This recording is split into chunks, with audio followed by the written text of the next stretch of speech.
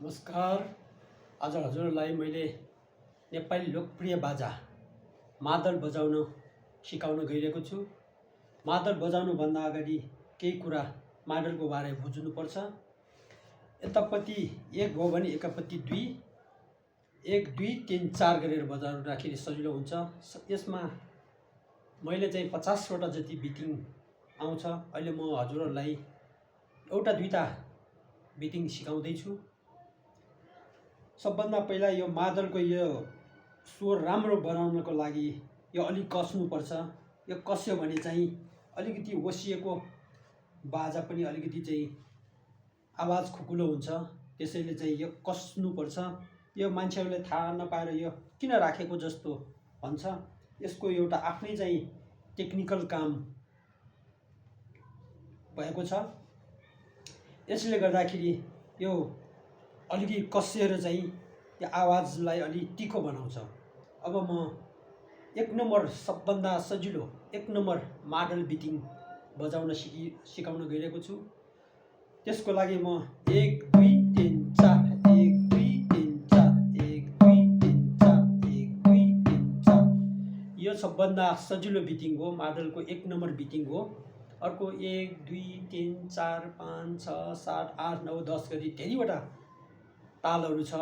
त्यसमध्ये सबभन्दा चाहिँ अलि लोकगीतमा चाहिँ बजाउने खालको अलि चल्ने खालको बिटिङ चाहिँ यो छ। यो हामीले सबैले सिक्दाखेरि चाहिँ राम्रो हुन्छ।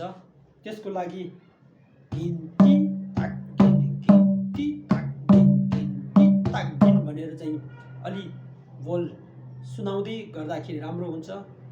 अब यसलाई अलि छिटो छिटो बजाउँदाखेरि गिन्ती ताक गिन गिन्ती ताक गिन गिन्ती ताक गिन गिन्ती ताक गिन गिन्ती ताक गिन गिन्ती ताक गिन गिन्ती ताक गिन गिन्ती ताक गिन गिन्ती ताक गिन गिन्ती ताक गिन गिन्ती ताक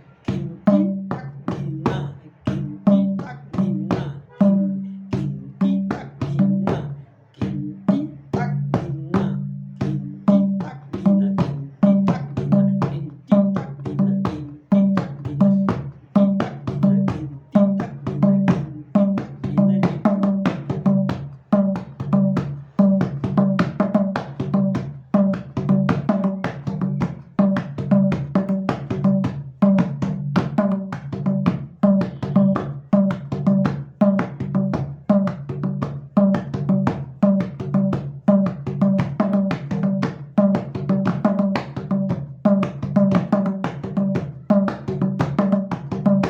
यसरी अलि छिटो छिटो बजाउँदाखेरि चाहिँ अलि राम्रो देखेको भएकोले पहिला हामीले सुरुमा चाहिँ बजाउँदाखेरि चाहिँ अलि गाह्रो हुन्छ।